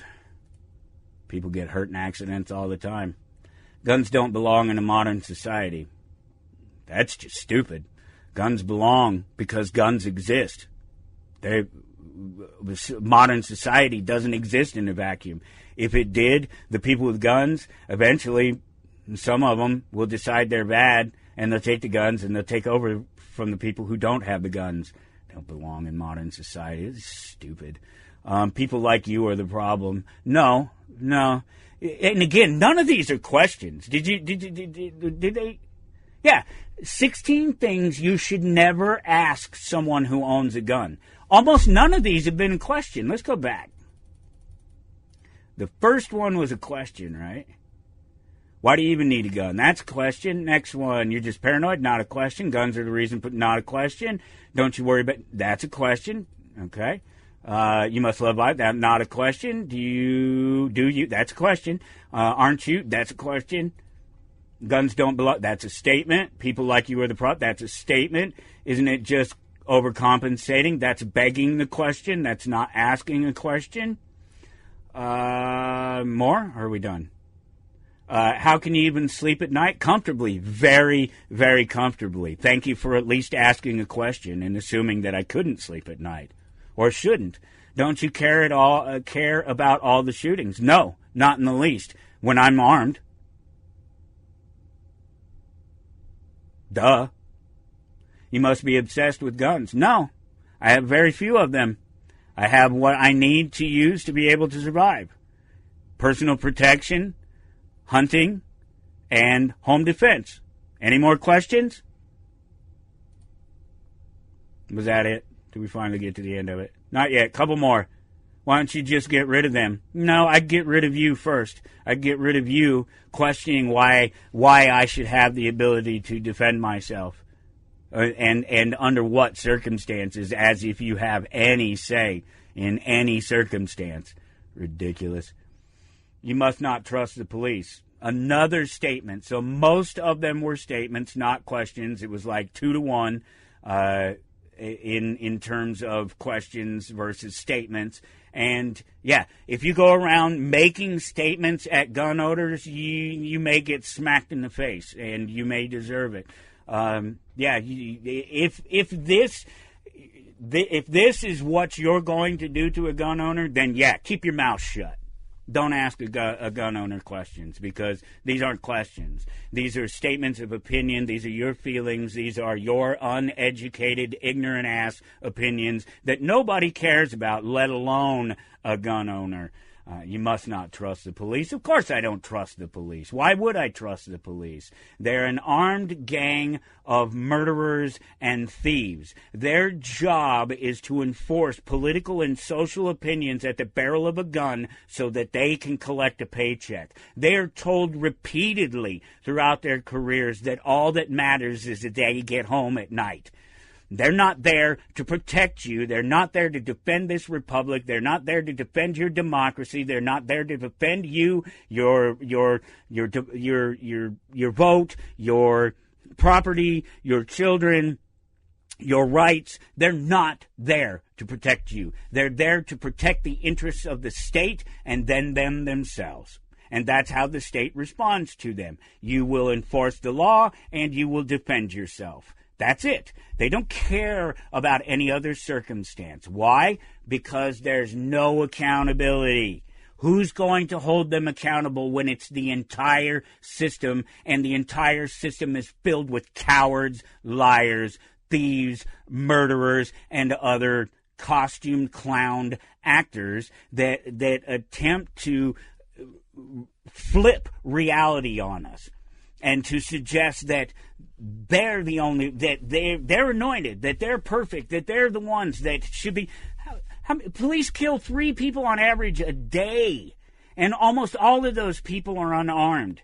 And none of those people were given an opportunity to defend themselves in a court. Somebody, the state, the cops, or worse, even some disaffected, disenfranchised, whatever individual who has made a claim that another person has violated them or their property, possibly, maybe, at the best, reasonable. In most cases, it's just the state or some cop claiming that you violated a code. Not somebody, not somebody's property, but a code, a piece of paper. You offended them. You offended the public, the senses of the public and the people. And these are not crimes. These are not crimes. These are ways that these clowns, these scumbags, these authoritarian murdering pieces of crap used to violate and rob, cage, and murder us on a daily basis. No, I don't trust the police. Why the hell should I? They've never proven themselves to be trustable. What are you so afraid of? Nothing. Nothing at all. That includes the government and all of their guns. If we have to make it clear, we have to say it again. When you come, you're coming through a hail of bullets, and some of you aren't going home. And you know what? It doesn't matter what happens to them when you get them. When you get the guy, you're dead. You're dead. Your stupid little system, your stupid little costume, your stupid little pieces of paper, your stupid little tin badge, your joke of a reality isn't going to protect you from the person that wants to kill you. The only thing that's going to protect you from that person that wants to kill you is everybody having the ability, the natural right to defend themselves without you meddling scumbags going around and trying to turn it into a political issue so that nobody realizes that the reason it's a political issue is to keep the people on the political side from robbing, caging, and murdering the rest of us. How can this not be understood? How do we not get this at this point? How can we be having an argument that was settled in this country 250 years ago? I'll wait over here for your answer. Actually, I'll go back to towardanarchy.com and I'll pull up this fact about how the Punisher has been around for as long as I have, literally as long as I have, 52 years old this year, and with his first appearance there at Amazing Spider-Man number 129 from 1973, the year I'm born, and authoritarian scum with badges still don't get it. They still don't get that the Punisher was an anti-cop. He was not about the system. A violent mass murderer whose desire to punish the wicked transcends what modern law allows. Wow. He despises not just criminals, but the perverse justice system that allows systemic crime while abusing its own people in the process. I don't need to read anymore. I'm done. It's been said. I just got through saying it for the last 2 hours. I don't know. I don't need that article to emphasize the point on a point that we're already settled on. I am. Come and take it. That's the only way you're getting it. That's my money, my life, my guns, anything that's mine. That's the only way you're getting it. And again, the state or whoever, anybody who wants to come and take those things, your only authority is violence. Your only authority is violence in your capacity to use it or your capacity to take it. Should you to take that violence, should you try to enact violence on somebody else or threaten somebody else who's prepared to use violence against you. That's it. Authoritarian, scumbag, cop, politician, political pundit. Your only authority is your propensity for violence. That's it. You will have to force everybody to do what you want them to do. And I'm one of those people that you will have to force me to do anything that I don't want to do. And that includes give up my guns. Oh, no, I'm not going to shoot you out in the street. I'll find you. I'll find you in a courtroom or I'll find you in a goddamn back alley with a baseball bat. You took my gun, I'm going to take you to the park. That's what's going to happen. This is the reality of life. I don't care if you don't like the sound of that. I don't care if you think that sounds like violence. No, that's the antithesis of violence. It's the answer to violence. It's you are going to force me to say, do things your way. I'm not going to let you. The force part, that's where the violence started. You forcing me to do something. You forcing me to respond to defend myself. Don't put me in that position and we won't have a problem. Stop doing this. It's got to stop. Do you not see where this ends? This ends in dead bodies. All sorts of dead bodies. Nobody wins. Nobody wins this battle. They've never won it. Not even the state today that claims that it's overcome all of those things and has set up this panopticon of surveillance and controls and manipulations that it has. It still hasn't taken the guns. It still can't win the fight, and neither can you alone. So just stop it. Just quit. Enough is enough. Couple more links up there while we still have a couple of minutes. towardanarchy.com. 2516 is the episode. At Toward Anarchy, Facebook, Instagram, X, elsewhere. Click the like button. Businesses have to find creative ways to otherwise legally avoid tariffs. Why is that? because tariffs were passed, and that's what people do. It's the natural consequences of a manipulated market and economy. It's the thing that people like myself and people much smarter than me have been telling you about for a long, long time, about the consequences of manipulating markets and what happens. It creates black markets, it creates people, it creates criminals. That's what the state loves. The state loves to create criminals. It loves to fabricate violations so that it can rob, cage, and murder you. Yeah, this is just another one of them. These tariffs. This is just bully politics. This is just sticking a gun to somebody's head. Maybe not so literally, but definitely figuratively. It definitely achieves the same sort of goals through the same methodology. It's force. It's coercion. It is not choice. It is not market choice. It's not freedom. It's not free markets. It's not justice. It's none of these things that the state, that the authoritarian scum claim it to be. Not in any sense of any of the words, not by any definition of any of the words. So I told you about this weeks and weeks ago when they first started talking about new mayor arrested at ICE detention facility in New Jersey for allegedly trespassing. Wow. Oh, boy. They eat themselves. That's the response to that. That's the exasperation. That's the sigh. That's what it is. They eat themselves. I'm happy for that, but I'm not happy for it in the sense that we have to sit here and watch it, and that you voters and statists and other cowards will sit here and allow them to do it. You just allow them to do it. You'll allow them to pass the tariffs, and you'll cheer them on, and as soon as the next guy gets in and wants to pass other tariffs or take away the tariffs that were passed by the previous guy, you'll change your tune, and you'll start saying that tariffs are bad, and that we can't do that, and that's not how we do business, and that's not a free market, and that's not justice, and that's not fair. I'm sick of it. I'm sick of all of you. I am so sick of all of you. I can't stand you.